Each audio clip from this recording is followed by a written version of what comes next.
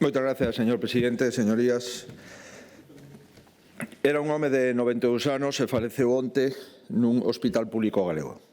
É a última confirmación dunha persoa morta con coronavirus na nosa terra e, lamentablemente, todos sabemos que non será a derradeira.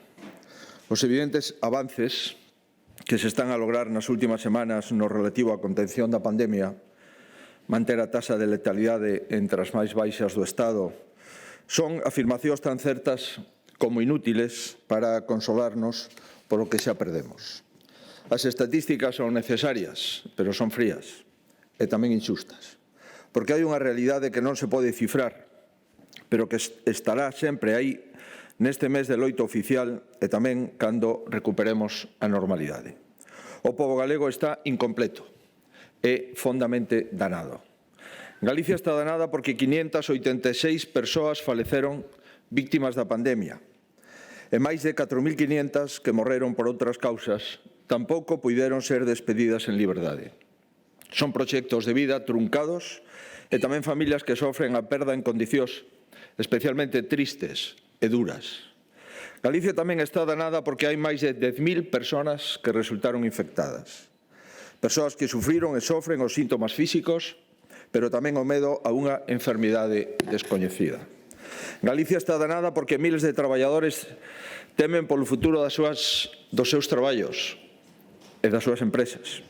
E Galicia está danada porque todos, dun ou doutro xeito, nos vemos afectados polo desgaste moral que supón a ameaza sanitaria e tamén a económica e a social que apuntan a proporcións inéditas.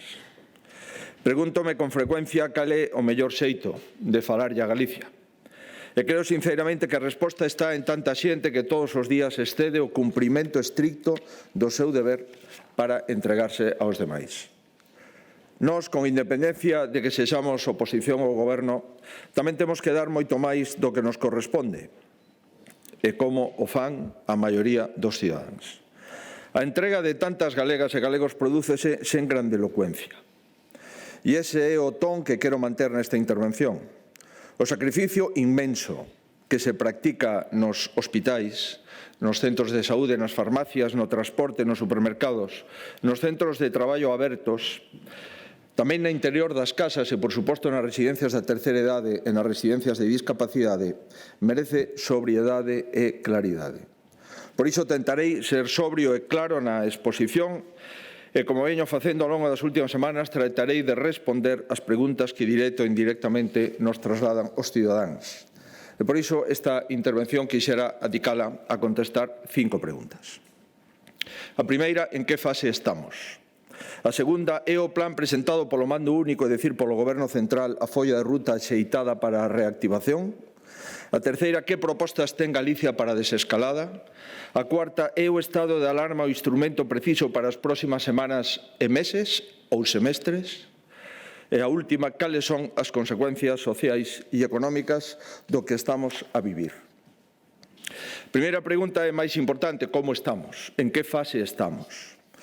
Con todas as cautelas precisas podemos afirmar que a fase crítica deste primeiro brote se está superando. Seguimos afastándonos das cifras nas que nos movemos durante as peores xornadas vividas ata agora. Hoxe hai menos afectados en UCI, a día de hoxe, ou a día de onte, nestas unidades son atendidas 28 persoas. Un 84% menos que no pico máximo registrado 2 ou 3 de abril, cando accederon a 178. Os 205 hospitalizados representan case un 80% menos, xa que a cifra chegou a estar en 946 o 5 de abril. En 214 concellos non se rexistran casos dende hai 3 días. En 169 concellos non se rexistran casos desde hai 7 días. E en 118 concellos non se rexistran casos dende hai 14 días. Detrás destes datos hai un esforzo colectivo que compre seguir poñendo en valor. De todos os profesionais sanitarios e non sanitarios, de todas as categorías, deron e seguen dando a mellor resposta. Dos xestores que tramitaron as compras de material e reforzaron con máis de 1.771 persoas as urxencias, as unidades críticas, a hospitalización, a medicina preventiva, a microbioloxía, o COVID auto. Dos traballadores de residencias de maiores, os máis de 12.000, que xa estaban e os 1.013 cos que reforzamos as plantillas públicas que protexeron estes centros especialmente vulnerables. E tamén do conxunto dos cidadáns o cuidarse e cuidar os demais. Entre todos logramos estar nunha mellor situación que hai unhas semanas, pero non podemos confiarnos. Non o deben facer os cidadáns e, dende logo, o Goberno galego non o fai, porque a afectación aínda é importante, sobre todo porque non son en absoluto descartables rebrotes no curto e no medio prazo, sobre todo a partir de outono. Compre seguir preparados e Galicia está, grazas as achegas ao Comité Clínico do Servicio Galego de Saúde, que nos asesorou e nos asesora en todo momento. A experiencia e o coñecemento dos profesionais que conforman este órgano permítenos estar listos para activar o plan de resposta ao rebrote a medida que este sexa necesario. Nesta liña saben que o Goberno Central elaborou un listado de indicadores a ter en conta para avanzar na reapertura. E feita a primeira avaliación, xa confirmamos que a posición sanitaria de Galicia é sólida para que o próximo luns toda a comunidade autónoma poida pasar a fase 1 do plan estatal. Estamos potenciando o papel de atención primaria, que nesta nova etapa será clave na detección de novos casos. Debemos destacar o traballo destes profesionais, dado que a maior parte dos casos, os que corresponden con pacientes que pasan o illamento no seu domicilio, se están a seguir dende este nivel asistencial. Para iso mantemos un dos aspectos diferenciais co resto de España, que é o programa Telea, que pode facer seguimento domiciliario a pacientes. Grazas a ela, casi 3.500 pacientes poderon ser atendidos nas súas constantes vitais nas súas casas. Temos reservas para reforzar as UCIs ata 2,55 camas por 10.000 habitantes, por riba do umbral de 1,5 marcado como mínimo polo Goberno Central. E tamén cumplimos o requisito en canto ao número de camas de hospitalización ante unha pandemia, xa que a cifra total da que podemos habilitar sitúanos dentro da ratio entre 37 e 40 por cada 10.000 habitantes. Por tanto, contamos con recursos que se exixen para iniciar a desescalada. E iso debe darnos tranquilidade porque, ademais, son moi superiores aos que empregamos nos momentos de maior presión asistencial. Hoxe, estamos a usar para coronavirus só o 4,4% da capacidade total de UCI e no día do pico máximo esa porcentaxe non chegou ao 26%. En canto ás camas, actualmente están empregadas para pacientes COVID só o 2% do total das camas do Servicio Galego de Saúde. En definitiva, seguimos preparados porque sería prematuro minimizar o impacto sanitario da crise, pero a realidade é que estamos nunha fase distinta á da miña última comparecencia parlamentaria. Agora segue a consolidarse a tendencia de mellora que se iniciou o 6 de abril, e por iso hoxe xa podemos e debemos ocuparnos tamén da reactivación e do escenario social e económico que nos agarda. É o que estamos tentando. A segunda pregunta: é o plan presentado polo Mando Único, o Goberno Central, a folla de ruta para esta reactivación? Na miña opinión, só de xeito inicial e moi parcialmente. A maioría dos principios que os sustentan son compartidos por todos nós e, ademais, son comúnmente admitidos no ámbito internacional. Pero creo que falla o seu desenvolvemento. E quixera explicar por qué, como tamén o estamos a facer nas conversas co Ministerio de Sanidade e nas nosas intervencións á Conferencia de Presidentes. Primeiro, coincidimos en que a reactivación debe organizarse de forma gradual, pero diferimos no horizonte temporal que o Goberno Central debuxou finalmente. Estamos a favor de que as fases se avalíen cada 15 días, pero compra asegurar un seguimento constante porque os datos téñense continuamente e, por iso, continuamente debemos valoralos, sobre todo por se é preciso retroceder fases axilmente. Por outra banda, é un plan inacabado. Trázanse as fases en unhas semanas vista, finais de xuño, principios de xullo, pero non se coñece a planificación posterior, que é clave, porque temos que ser capaces de garantir unha resposta rápida que apareza ata que apareza unha vacina ou tratamentos eficaces, e iso non parece que vai a ocorrer en bastantes meses. En segundo lugar, coincidimos en que debe dividirse o territorio por zonas para organizar a desescalada, pero diferimos da variable xeográfica escollida, a provincia. Por iso, o que trasladamos ao Goberno Central onte é unha proposta con 4 principios. Primeiro, ao noso entender, a división non ten por que ser mimética en todas as comunidades autónomas, porque a superficie, a densidade de población, a mobilidade e a naturaleza económica son distintas en cada autonomía. Reiteramos que o seguimento debe sustentarse en criterios de saúde e non en criterios administrativos.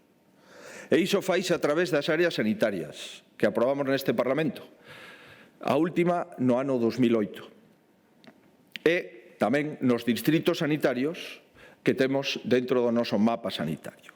Santiago, co distrito de Barbanza, A Coruña, co distrito de Cee, Ferrol, Pontevedra, co distrito de Salnés, Vigo, Lugo, co distrito da Mariña e Monforte, e Ourense, co distrito de Verín e o Barco de Valdeorras.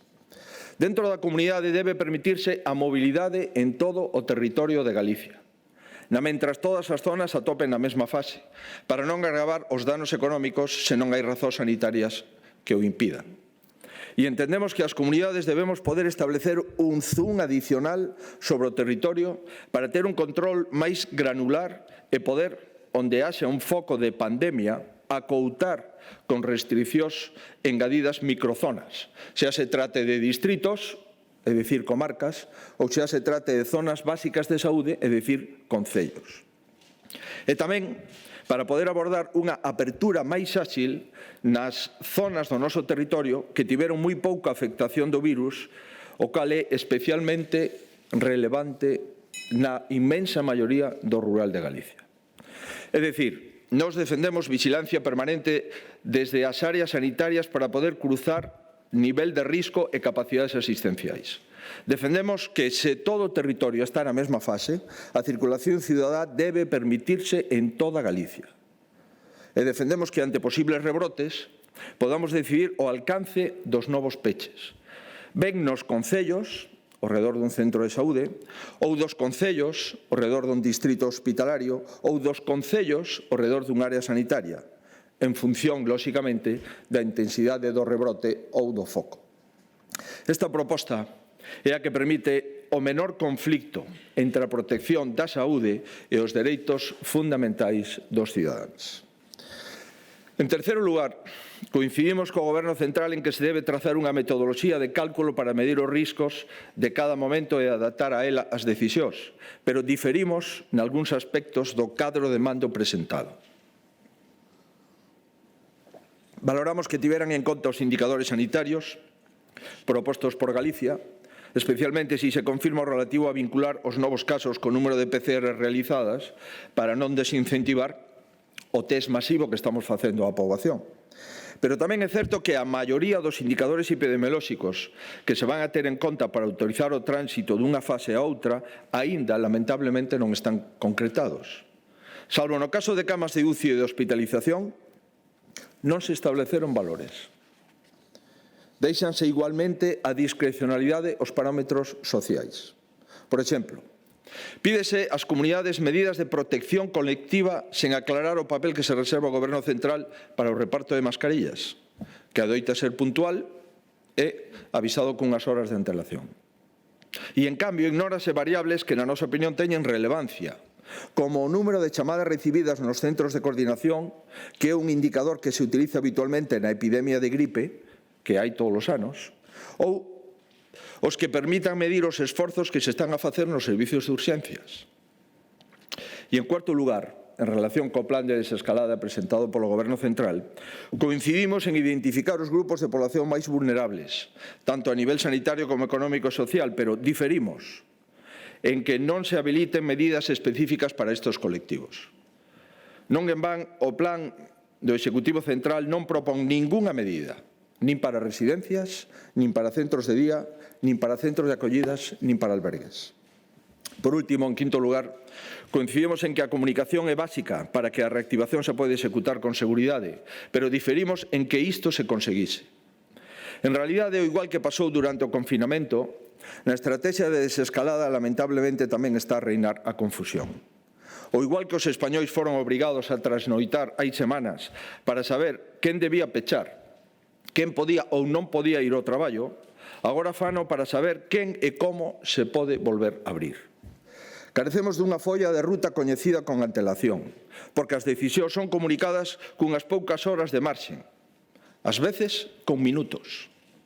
E en ningunha actividade se pode cumprir neste tempo as novas obrigas que o Boletín Oficial do Estado publica de forma continuada e constante, moitas veces durante a tarde anterior ao inicio de unha actividade económica. En terceiro lugar, hai áreas económicas con particularidades importantes que non se regulan. Os protocolos de seguridade dos distintos sectores ou non existen ou se improvisan. E tamén no ámbito persoal sigue habendo moitas preguntas sin resposta. Preguntas polos cambios de criterio respecto ao uso das mascarillas. Preguntas sobre que pasará no eido educativo nas vindeiras semanas e, incluso agora, nos vindeiros meses. Preguntas sobre as novas condicións que rexerán os eventos sociais e familiares. Señorías, atendendo a fase na que estamos e discrepando, como ven en certos aspectos do plan marcado polo mando único, se orde a terceira pregunta. Que tipo de reactivación propón a Xunta de Galicia? Pois ben, seguimos pensando que a base sobre o futuro que debemos construir suscita en todos os niveis un obxectivo a conquerir: confianza. E para iso, o primeiro de todo, é facer un diagnóstico axeitado e completo que dea garantías e transparencia aos cidadáns. O obxectivo de Galicia, desde que comezou esta crise, é ofrecer a máxima e mellor información posible, con minuciosidade, con regularidade e con precisión. É o que reclaman e é o que merecen. Por iso resulta sorprendente que a nivel nacional se estea xerando tantas dúbidas ao redor dos datos. Cambiouse de criterio para contabilizar os falecidos. Cambiouse de criterio para contabilizar os infectados. Cambiouse de criterio sobre a fiabilidade e o uso recomendado de cada tipo de test. España foi desmentida pola OCDE respecto ao número absoluto de probas diagnósticas comunicadas dentro do noso país. A estas alturas, aínda non podemos comparar as cifras a nivel nacional sobre os falecidos nas residencias, a pesar de que as comunidades ya facilitamos diariamente o mando único. É indefendible que non exista unha serie histórica en España que non permita avaliar absolutamente nada con perspectiva referido a esta pandemia. Indefendible porque a experiencia dos 2 últimos meses é o único que temos para adoptar decisións. Descoñezo as razóns, se é que existen, para que se cambien pautas sin ningunha explicación e se oculten datos que se teñen dende hai máis de un mes. Pero creo que, por respeto aos cidadáns, especialmente aos falecidos e ás súas familias, débese coñecer con exactitude e de forma homoxénea a situación das residencias e dos hospitais en toda España. A información é clave, como tamén o é poñela a disposición dos expertos para tomar as decisións axeitadas. Doutro xeito podería ocorrer, de feito xa ocorreu, que se anuncien medidas pola mañá que teñen que ser rectificadas pola tarde. A Xunta de Galicia apoiouse dende o primeiro momento nos expertos que conforman o Comité Clínico, procedentes das especialidades de medicina preventiva, de medicina intensiva, de medicina interna, de urxencias, de microbioloxía, de uroloxía, de oncoloxía, de pediatría, de xeriatría, de ciruxía, de digestivo, de neumoloxía, de medicina familiar e, por suposto, de enfermería. Traballamos con eles durante as semanas máis difíciles no ámbito sanitario e seguímolo facendo agora para orientar o noso criterio de reactivación. A reactivación dentro dos centros sanitarios nos que ten que ver coa reprogramación da actividade ordinaria que se aprazou e que xa se está comenzando a retomar. E tamén a reactivación fora dos centros sanitarios, é dicir, na volta aos centros de traballo e ás rúas. Señorías, hai unha valoración sanitaria que condiciona a opinión de Galicia en todos os eidos. A opinión que trasladamos ao Goberno Central cando nos consulta, a que conforma a nosa planificación actual e tamén a que marca a nosa folla de ruta para o futuro, especialmente para cando recuperemos as competencias que agora exerce o mando único que ostenta o Goberno Central. Os datos da pandemia poñen de relevo que aparentemente en Galicia contivemos o virus con maior intensidade que na media de España. Precisamente para saber en que medida, o pasado 23 de abril comenzamos un estudio epidemiolóxico que prevé testar a 100.000 persoas en 2 oleadas. A maiores saben que o estudo do Goberno Central que está realizando o Servicio Galego de Saúde testará a 6.120 galegos. Ata onte, a Xunta fixo un total de 45.691 test epidemiolóxicos e debemos agardar a completar desta semana a primeira fase da mostra para confirmar que, como parece, en Galicia o virus circulou menos.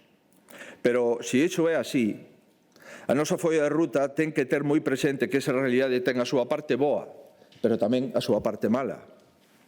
A parte boa é que máis xente se librou da enfermedade e das súas consecuencias. E a parte mala é que estamos máis expostos e, por iso, non só temos que estar preparados para a desescalada, senón tamén co plan para posibles rebrotes como os que antes mencionei. Con esta máxima clara, nos saudamos que o Goberno Central se abra a un sistema de cogobernanza que, en principio, reserva para os gobernos autonómicos maior marxen de participación que a que tivemos ata agora. A lealdade de Galicia, o conxunto de España, está garantida. Está en condicións normais e con máis motivo nunha situación tan excepcional como esta. Defendemos que haxa un marco común, pero tamén que as comunidades poidamos modular a súa aplicación en función da afectación do virus, que non foi homoxénea, do risco de novos contagios, que tampouco é igual en todo o territorio, e das especificidades de cada zona. Por exemplo, en Galicia o entorno rural e a dispersión xogan ao noso favor, mentras que o envellecemento da población preocupa de forma máis intensa que noutros lugares. Por esa razón, na conferencia de presidentes xa fai 2 domingos, o 26 de abril, solicitei que se incluíra unha cláusula de salvaguarda territorial que nos permita ter nas comunidades autónomas capacidade para facer fronte aos posibles rebrotes coa monitorización que temos da situación en tempo real e co coñecemento que temos do territorio. Por ahora descoñecemos con exactitude o marxen de maniobra coa que contaremos a nivel autonómico, pero quixera avanzarlles os 4 eixos prioritarios nos que, na nosa opinión, debe descansar a reactivación económica e social de Galicia. Como xa comentei, no período de tempo tan longo como o que esta crise parece que vai instalarse, temos que ser capaces, en primeiro lugar, de dotarnos de un sistema de aperturas e de peches moi dinámico e de máxima precisión. E non só as semanas vista, senón nos próximos meses, como mínimo. Os cidadáns exixen aos políticos certezas e previsibilidade. O reto é desactivar axilmente as microzonas onde se detecte un brote, porque o primeiro é protexer, sin dúbida, a saúde colectiva. Pero tamén esquivar, na medida do posible, as restricións en grandes áreas, porque, como estamos a ver, teñen graves consecuencias laborais e sociais. É dicir, o que Galicia propón é aplicar as restricións de forma máis precisa e proporcionada. O obxectivo é que, ante brotes concretos e identificados, se desactive únicamente a zona de influencia do centro de saúde ou do distrito sanitario, sen necesidade de ter que desactivar toda a área, se pode evitarse, ou aínda menos ter que confinar unha provincia inteira. Esta é a única forma de facer compatible a protección da saúde coa imprescindible reactivación laboral e social. E para iso, señorías, é clave actuar na prevención e na detención precoz. É lóxico e necesario que, tras a situación vivida, sobre todo nas autonomías máis afectadas, nos preocupemos pola resposta asistencial a posibles rebrotes. Pero non deberíamos renunciar a tentar evitar tamén novos focos de contagio. Neste sentido, debo recoñecer que voto de menos que a nivel nacional se traballe máis ordenada e intensamente para facer diagnósticos rápidos, illar casos e impedir novos contagios. E por iso o noso traballo vai seguir enfocándose a tentar que a Galicia manteña unha posición forte na prevención.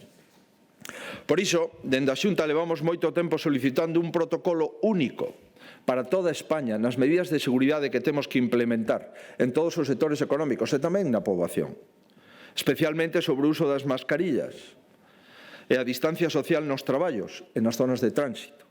O respecto da mascarilla e a ausencia de criterios claros a nivel nacional en Galicia, estamos actuando nunha dobre vertente. Primeiramente, facilitar o abastecemento cando era imprescindible.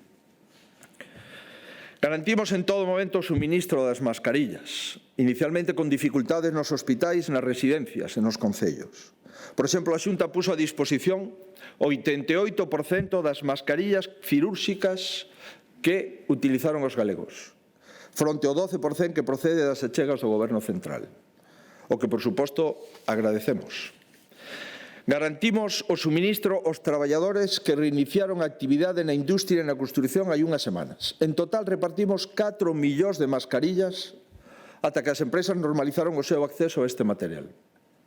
Garantimos tamén 2,2 millóns de mascarillas aos cidadáns, cun pack de 3 mascarillas por cada unha das 700.000 persoas con menos recursos de forma absolutamente gratuita e que xa teñen a disposición nas farmacias e que poderán retirar tan só presentando a súa tarxeta sanitaria. Estivemos e seguiremos estando vixiantes para que o abastecemento en Galicia este asegurado, pero non é suficiente.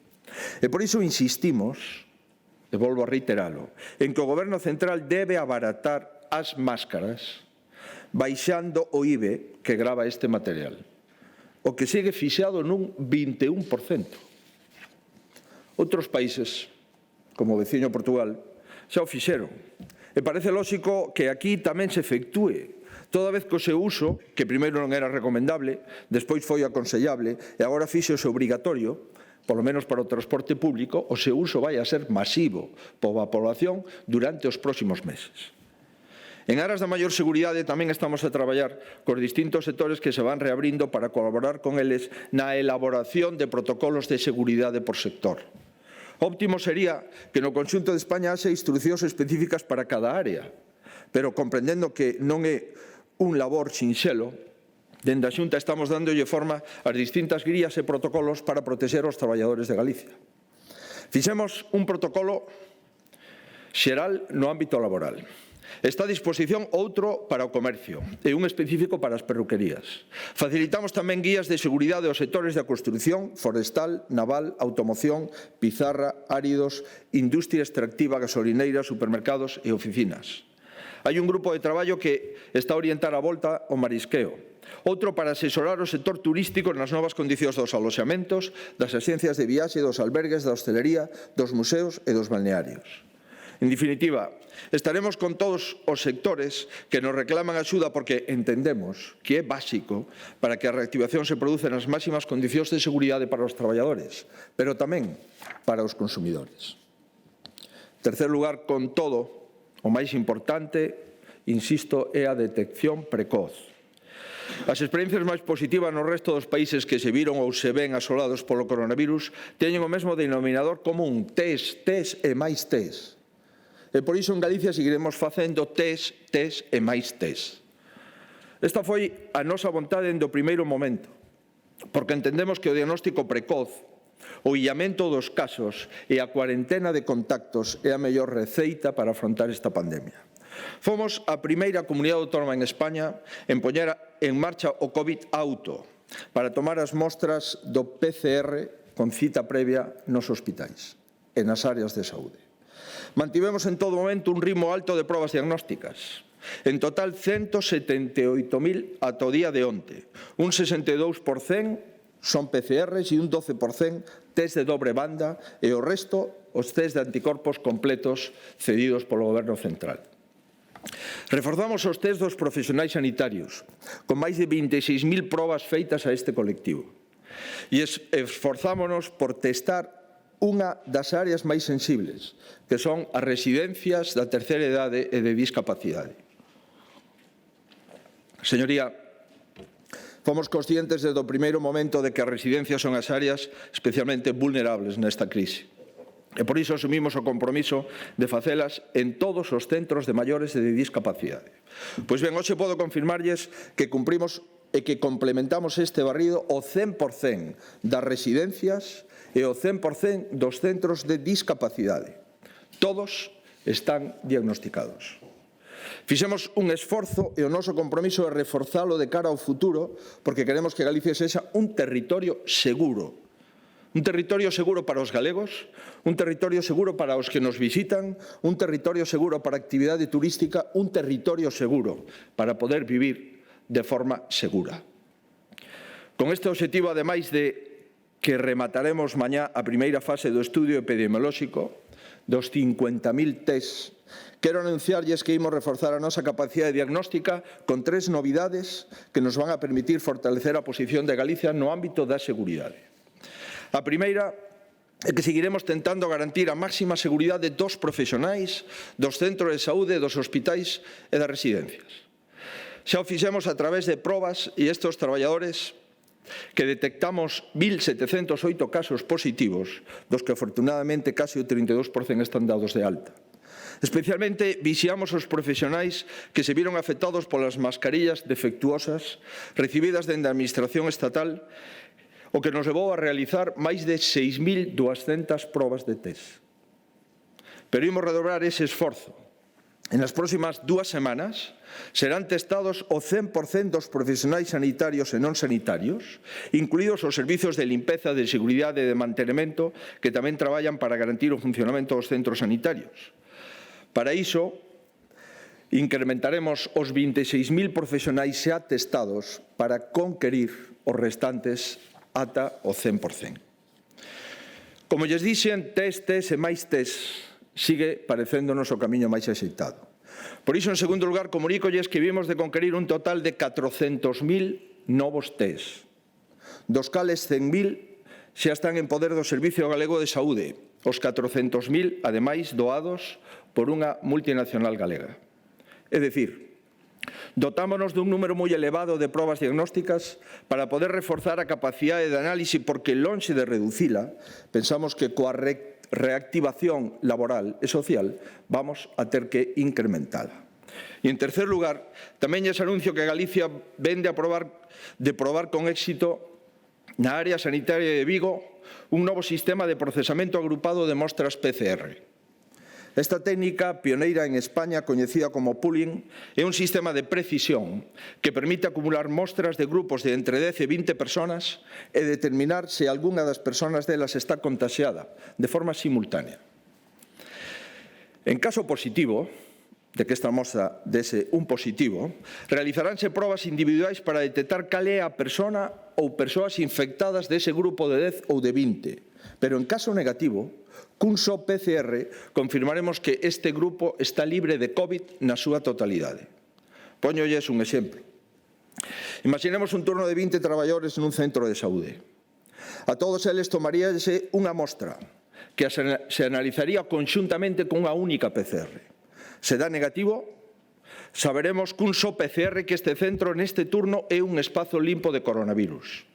En caso positivo, por suposto, habería que analizar as mostras individualmente para comprobar cal é a persona ou persoas infectadas do conxunto de 20. Quixera agradecerlle a todos os servizos de microbioloxía do complexo hospitalario Álvaro Cunqueiro e Meixoeiro o seu esforzo e especialmente neste caso para poder confirmar a eficacia desta técnica porque, sen dúbida, vai ter un gran impacto para testar, por exemplo, a grupos de persoas en grandes centros de traballo, para detectar se hai prevalencia de COVID ou non, tanto nos centros sanitarios, centros de saúde e hospitais, como nas fábricas, ou nas oficinas, ou nos centros de traballo. E o cuarto eixo que Galicia considera clave para esta desescalada é a tecnoloxía. Señorías, a tecnoloxía xa está sendo clave para axudar a conter o coronavirus, para contribuir á súa prevención, á súa detención e ao seu seguimento. E, na nosa opinión, debemos empregar as vantaxes que nos ofrece para poder controlar a evolución da pandemia. Galicia está traballando dende o seu ámbito competencial para poder aproveitar axeitadamente os usos que nos ofrece a tecnoloxía. Coa colaboración voluntaria dos cidadáns, creemos que pode ser moi útil para o autodiagnóstico e para o seguimento e a trazabilidade dos contaxiados, tanto se son detectados polo sistema público como nas empresas que están amosando vontade de testar as súas plantillas. E, por suposto, para a comunicación das medidas de prevención e das restriccións que se adopten, porque o sistema de aperturas e peches flexible e dinámico que propoñemos require poidamos informar a xente de forma constante e sinxela para que coñeza en todo momento a súa responsabilidade. Como digo, Galicia está traballando, pero o óptimo sería que o conxunto de España e incluso a Unión Europea Así dicen os traballos desta área. Primeiro, para evitar duplicidades. Segundo, para fixar criterios que garantan a interoperabilidade das distintas aplicacións. E o máis importante, para alcanzar entre todos un sistema seguro, compatible e que dea máximas garantías aos cidadáns. A penúltima pregunta, señorías. É imprescindible manter sine die o estado de alarma? A Galicia non lle corresponde resolver esta disquisición porque é unha competencia que debe propoñer o Goberno Central e exercer o Congreso dos Deputados, como fixo onte. Pero sí me gustaría reiterar algunhas reflexións sobre as que sí é a nosa responsabilidade, que é defender as liberdades, os dereitos e a seguridade dos galegos e das galegas. Compre, por un lado, exixir que se explique durante canto tempo e en que condicións se pretende estirar un mecanismo que é excepcional e que a Unión Europea solicita, ademais, levantar canto antes. É incerto que a situación vaya a normalizarse en 6 ou 8 semanas, vista porque o risco de rebrotes a medio prazo tamén obrigará a adoptar medidas. E non parece axeitado que esa resposta sexa sine die o estado de alarma. Por outro lado, é lexítimo que os cidadáns se pregunten se non existen outros instrumentos para coordinar a acción da nación española nunha pandemia como a que vivimos. Pode debaterse o tempo preciso para activalos, pero non compartimos en absoluto que non haxe alternativas no ordenamento xurídico español. Hai 3 leis, unha delas orgánica, que garanten o amparo xurídico necesario para protexer a saúde pública. O Goberno non necesita do estado de alarma para exercer como Goberno. Igualmente, é completamente inaceptable que se subestime de forma generalizada a responsabilidade dos cidadáns. Por que non se confía neles? Como tamén o é que directamente se sometan ao chantaxe de que as axudas tan importantes como a dos ERTEs poidan decaer automáticamente se decae o estado de alarma. Onte demostrouse no Congreso que iso é absolutamente falso. Feitas estas matizacións, manteño que con estado de alarma ou sin el debe confirmarse pola vía dos feitos a vontade manifestada polo Goberno Central de establecer un sistema de cogobernanza cos representantes ordinarios do Estado alá nas comunidades autónomas. E, dende logo, Galicia estará moi atenta a que se entende por cogobernanza. Non pode seguir disfrazándose de coordinación o que ata agora foi unha serie de imposicións aos gobernos autonómicos, que, por certo, coñecíamos a través da televisión. De forma paralela á desescalada das actividades económicas, o mando único que exerce o Goberno Central tamén ten que facer unha desescalada na xestión, facendo posible que as comunidades teñamos o papel que nos corresponde constitucionalmente e estatutariamente. Primeiro, porque é dunha enorme injustiza prever unha suposta disfuncionalidade do Estado das autonomías nesta crise. Cando fomos as comunidades autónomas, Euskadi, Madrid e Galicia, as primeiras en adoptar medidas de restricción antes que o propio Goberno Central. E cando fomos as comunidades autónomas as que moitas veces primeiro propuxemos medidas que eran necesarias ou que advertimos sobre decisións claramente equivocadas ou confusas. Con toda humildade, pódese constatar que esta parte do Estado que conformamos as comunidades autónomas, mesmo coas nosas competencias mermadas, fomos as que aportamos a resposta máis áxil á pandemia. Pero non só polo xa demostrado, senón sobre todo polo que podemos aportar ao futuro. É preciso que as comunidades teñamos o protagonismo constitucional que se nos ten negado sistemáticamente dende a primeira hora do 15 de marzo. Por que? Porque coñecemos o noso territorio e por iso moitas veces podemos definir mellor as actuacións máis axustadas á realidade da xente que vive nel. Eu dou por feito que o Goberno Central sempre tentou acertar, aínda que certamente non sempre o conseguira.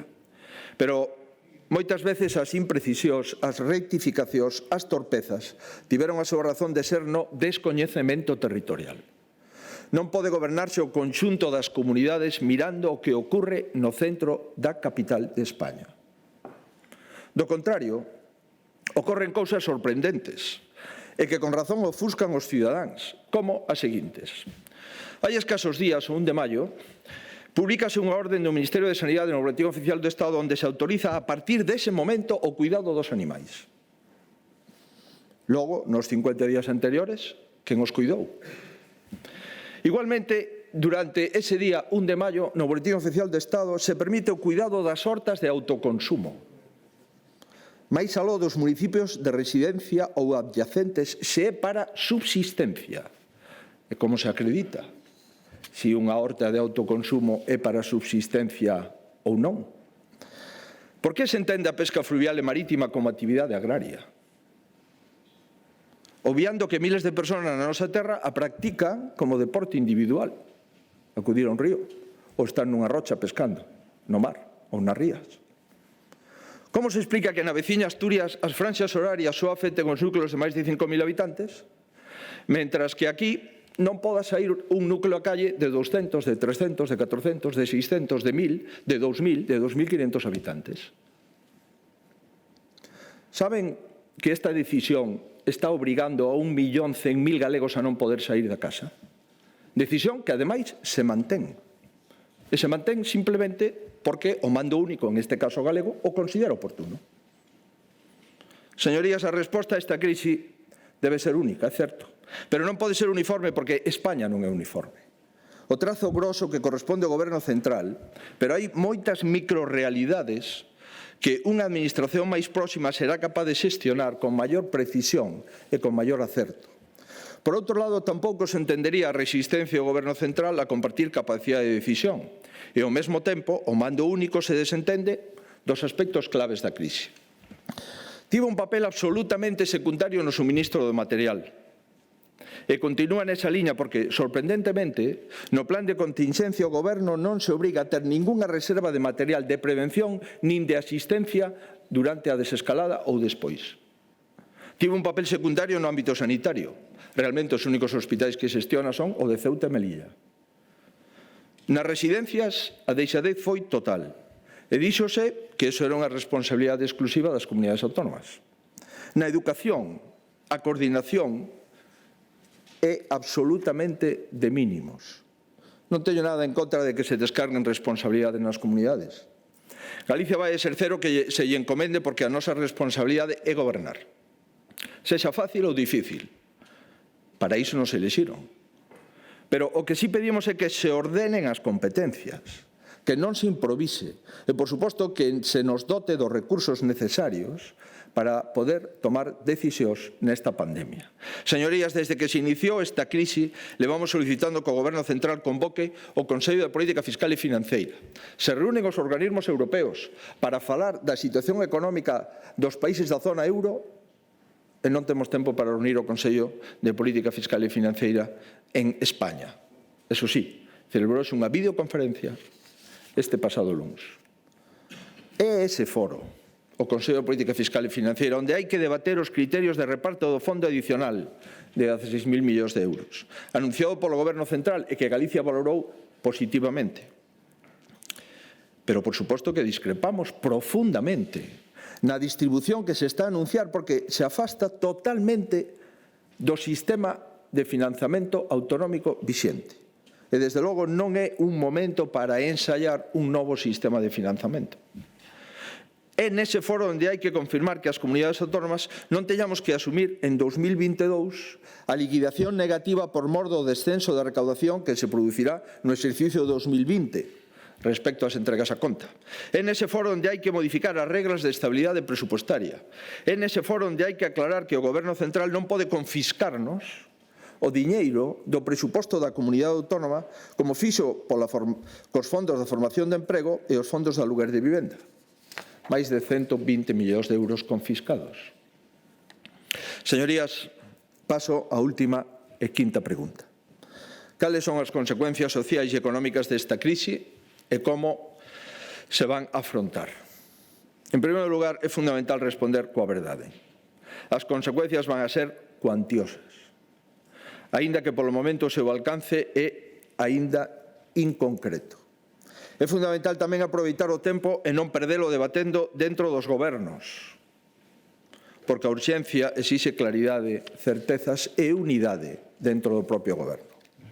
É fundamental ser precisos na dinámica de aperturas e peches que nos espera, tan conscientes de que a saúde é prioritaria como que un peche evitable afecta tamén ao benestar económico, ao benestar social e, por suposto, ao emprego da xente. É fundamental acertar na dirección das axudas. Non debemos caer en populismos que só queren dar peixe, porque tamén hai que lograr que a xente poida volver a pescar por si mesma. É fundamental ser rápidos para non perder a competitividade respecto aos nosos socios europeos. E, lamentablemente, por agora, no conxunto de España, imos a un ritmo máis lento que na maioría dos países da Unión. É fundamental falar con respecto a todas as persoas que xa están a sufrir as dificultades. Sabemos perfectamente que os cidadáns que pecharon os seus negocios queren volver a abrir e a obriga dos gobernos é axudarlles a que poden sair a frote canto antes. Con estas cousas claras, en Galicia tamén estamos traballando para contribuir á reactivación económica, señorías. Sabemos que temos algunhas fortalezas que debemos valorar. Por exemplo, a importancia do sector primario que se viu menos afectado pola hibernación, ou a estabilidade institucional que é básica sempre, pero máis aínda nos momentos de extraordinaria dificultade. Pero tamén somos conscientes de que temos debilidades, como a concentración de PEMEs e de autónomos que sempre son os que máis sufren, ou atendendo a sectores especialmente expostos como a restauración e o turismo que supoñen o 11% do Produto Interior Bruto e máis de 100.000 empregos, o comercio polo miúdo, a logística e tamén a todo o sector da automoción, con máis de 26.000 familias que traballan e que viven nel. O noso interese é acertar e, por iso, tamén neste eido económico dotámonos dun comité de expertos, o que lle quero agradecer as súas achegas en tempo récord. Comité de expertos de universidades, de empresa familiar, directivos dos máis reputados sectores económicos, vicegobernadora do Banco do Consello de Europa, o Foro Económico de Galicia, un expresidente da Comunidade Autónoma, como saben. Estos expertos xa presentaron 2 documentos que vostedes posúen, e os que seguirán nos próximos días outros documentos que vostedes tamén terán inmediatamente. Ata agora, o traballo coincide no diagnóstico dun futuro que é difícil e tamén no mellor instrumento, que todas as administracións e todos os cidadáns debemos estar unidos para que a pandemia sanitaria non se converta nunha profunda pandemia económica e nunha profunda desigualdade social. Con esta vocación en tempo real, dámoslle traslado das propostas do Comité de Expertos. En primeiro lugar, e de forma simultánea, o Goberno Central. A Vicepresidenta Económica, a Ministra de Facenda, a Vicepresidenta Primeira e tamén o propio Presidente do Goberno de España. E, por suposto, os grupos parlamentarios que conforman esta Cámara e, por suposto, os sindicatos e os axentes sociais. E tamén en tempo real tomamos nota das medidas que demandan da Xunta e que sumaremos as que xa impulsamos ata agora. Primeiro, suspendimos os prazos para presentar todos os impostos autonómicos. Segundo, pactamos coas entidades bancarias para que os traballadores afectados polo ERTE poidan cobrar con antelación un anticipo de 2 nóminas. Quero recordar que só en Asturias e en Galicia existe. Aprobamos unha liña de liquidez pensando especialmente nas PEMEs para financiar ata 200.000 euros por autónomo ou PEME e mobilizar 250 millóns de euros. Aprazamos as cotas das amortizacións dos préstamos do IGAP e do SES Galicia para mobilizar outros 265 millóns de euros. Aprobamos un plan específico para un dos sectores que máis tarde pode recuperar a normalidade, como é o sector cultural e tamén o sector turístico. Ou puxemos en marcha o plan de tesourería para dispoñer de ata 1.800 millóns de euros e poder seguir pagando os nosos proveedores nunha media de 15 días dende que presenten a factura. En definitiva, señorías, traballamos e seguiremos traballando para atender os problemas económicos e sociais que esta situación está xerando. Por suposto que a Xunta non pode facelo sola. O liderado corresponde ás institucións europeas e aos Estados membros, tanto no máis urxente que a protección dos traballadores e as necesidades de liquidez das empresas, como no menos inmediato. Neste sentido, non só é preciso que trace unha folla de ruta no ámbito económico, senón tamén en infinidade de aspectos sociais que requiren de coordinación. Por poñer só 2 exemplos absolutamente ilustrativos. Non vai haber ningunha directriz para protocolizar a atención nas residencias e centros sociais nos próximos meses no conxunto da nación. Non vai haber ningunha directriz para garantir a atención educativa aos rapaces no conxunto da nación. Señorías, é convinte apelar á unidade das administracións para resolver estes e moitos outros asuntos, e tamén a corresponsabilidade coa esfera privada, a dos cidadáns e tamén a das empresas, a das asociacións e entidades, que xa o teñen demostrado e que compre, na miña opinión, poñer en valor. Tan certo como que a resposta pública se revela clave en situacións como esta, é que moitas institucións e empresas privadas están amosando un gran compromiso público. Moitas permitiron paliar necesidades logísticas, de material e de suministros. En Galicia, Inditex, Abanca, Estrella Galicia, Malasa, Camaño, etcétera, etcétera, son e foron un exemplo de compromiso durante a pandemia. Así que, se algo demostra esta crise, é que ninguén sobra e que todas as enerxías dun país son necesarias. A confusión interesada entre propiedade privada e egoísmo forma parte das ideoloxías anacrónicas. A misión do dirixente político non é sementar suspicacias, senón fomentar sinerxias en beneficio da xente.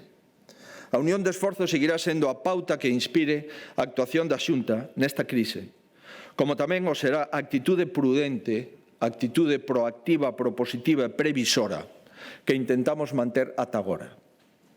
Fomos e somos prudentes porque nos enfrontamos a un desafío sin precedentes nos tempos modernos, para o que non hai un catálogo de actuacións prefixado. Fomos e somos proactivos intentando anticipar situacións sen esperar a que os acontecementos nos desbordaran. Fomos e somos propositivos porque aportamos suxestións e iniciativas nos foros supraautonómicos nos que participamos. En fin, fomos e somos previsores, encargando a expertos sanitarios e en economía estudios de prospectiva sobre o futuro que nos agarda. Cometemos erros? Seguro. É case imposible ser infalible nesta situación? Eu creo que sí. Pero dimos e seguiremos dando todo o que estea na nosa man para que os danos sexan os menores posibles. Damos todo de nós como están dando case todos os cidadáns, que responderon ao confinamento, que están respondendo na reapertura e que tamén responderán seguro na desescalada emocional que nos espera nestas semanas. Sabendo que o que nos espera non vai a ser igual a situación que tiñamos antes do coronavirus. Sabendo que a situación económica que atoparemos tampouco se parece, lamentablemente, a que había. E sabendo que hai unha responsabilidade colectiva maior que nunca, que nos vai a obrigar a seguir sendo respetuosos coas normas e as recomendacións, para non poñernos en perigo nin poñer en perigo os demais, para non comprometer con peches que sexan evitables os postos de traballo e o benestar da sociedade. Pero hai algo que, na miña opinión, non mudou e co que seguimos contando, que é a nosa forza colectiva. Por iso, señorías, quixera rematar dicíndolles que non estimo axeitada a linguaxe bélica para describir a tesitura na que nos atopamos. Boa parte dos nosos maiores teñen viva a lembranza das guerras e das posguerras atroces. Moitos dos axentes e militares que están axudando a preservar a nosa saúde participaron en misións internacionais en zonas de conflito. Todos eles saben que as guerras son moi distintas nas causas, no desenvolvemento e nas secuelas. Nin sufrimos unha invasión, nin un conflito civil, nin existe un inimigo semellante a nós, nin a devastación que provoca unha guerra se pode comparar aos peores escenarios desta pandemia. Non minusvaloremos o que nos pasa, faltaría máis. É grave e terá consecuencias laborais, sociais e económicas gravísimas. Pero sexamos conscientes de que a devastación asociada a todas as guerras non se dá entre nós. Pola contra, xurde unha nova fortaleza moral potente e patente nos comportamentos sociais destas longas semanas que todos os grupos políticos debemos imitar. Non temos unha Europa, unha España, nin unha Galicia en ruínas, senón sociedades asoladas por unha pandemia con puntos de apoio importantes para erguernos de novo E xuntos estou convencido que sairemos adiante. Mais nada, moitas grazas.